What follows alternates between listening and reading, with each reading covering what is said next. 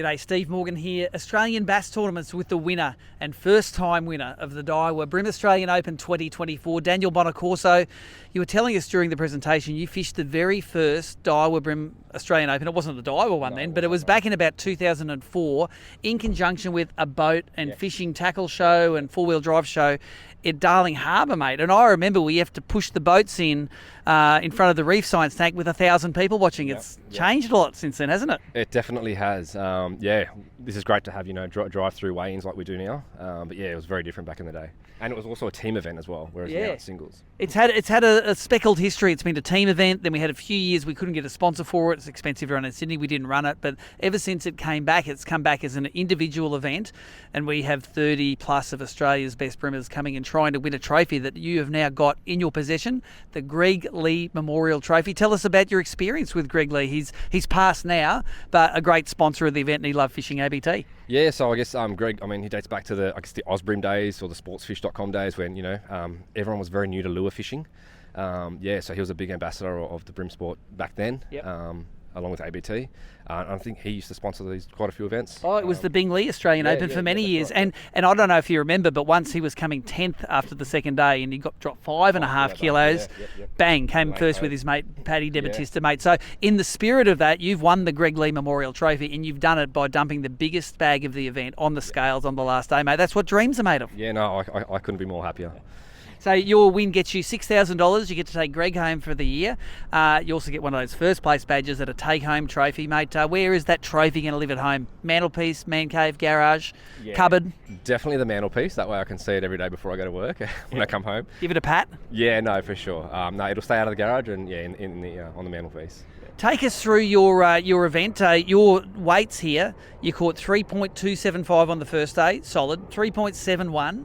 A moving up bag, and then today 4.61 kilos. Yesterday you said you only caught about 6 fish. How many fish was it today? I'd say 20 fish today. So a much better day fishing. The sun helped you out? No, I actually wanted the rain and the wind. So every time the rain would, sparkle or rain heavier, that's when I'd get the most bites. So that was part of the game plan. So in terms of, I know in the past you have to sort of rest spots and you can't really go back to them a second or third time, but I found the opposite this weekend. Because of the wind, because of the rain, I didn't really exhaust too many spots because you could go back overnight, you'd get a big flush of rain and the fish would still be there. There wouldn't be as many, but there'd still be, fewer and fewer each day. But there were some quality fish in there. That was a cracking bag today. How long was your biggest fish you caught?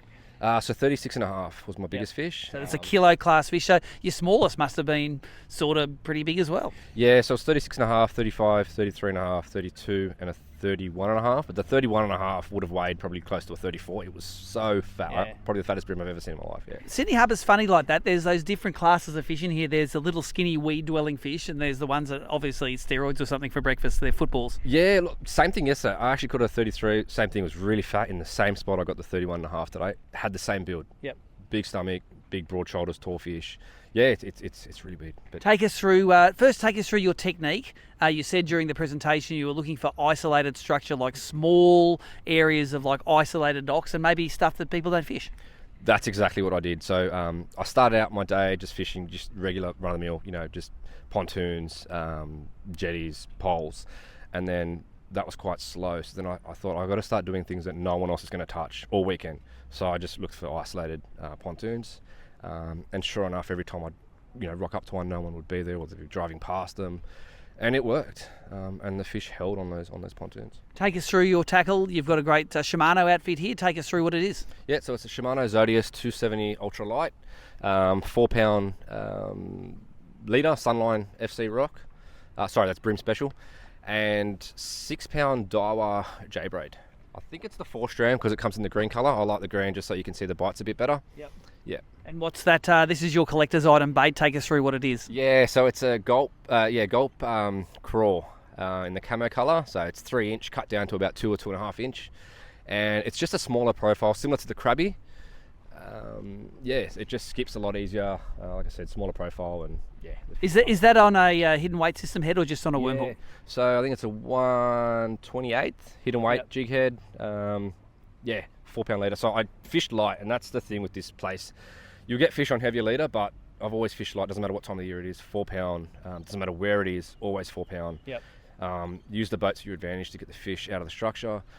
But 4 pound will definitely get the bites. I lost a lot of fish as well. Don't get me wrong, but and plenty of times I thought, my comp's over, I'm not going to win, because the amount of fish, especially today, I lost a lot of big fish today.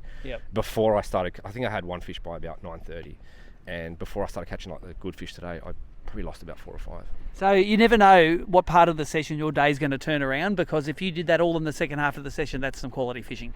Well, I timed it because what I learned on the first day was the fish sort of bit around that 10 o'clock mark and onwards. So I timed it for the tide change. So after the tide change is when I started to catch the fish. So I kind of relied on that to catch fish. Sorry, my boat. Is your boat going? It is. I'll just press spotlight. That's Daniel's boat in the background there. We will go and recover that, mate. But look, I think we've talked about all we need to talk about. Anyone you want to thank? Yeah, look, obviously ABT. You guys have been, giving us this BREAM tournament scene. We all love it passionately. We can't do the bass around here, so we do the BREAM, which is great. So thank you to ABT, Nicole, yourself, and all the guys that help out. Thanks to Daiwa for putting on this great event. It's definitely my favourite. A lot of the local anglers' favourites. Just my family. They're always there, and they're supporting me, and letting me get away to go fishing. It's good. So everyone watching this that thinks, I wonder what it feels like to win a Daiwa BREAM Australian Open. What does it feel like? This one is overdue. I've come very close. I think I've got about 4 or 5 fifth places. And every year I've got a story. There's always something. This year I said, no, I can't just knock on the door. I need to break it down, and I did that. So there you go. Congratulations, first time winner of the Daiwa BREAM Australian Open, Daniel Bonaccorso. Go get your boat, mate. It's running away. Thank you. Cheers.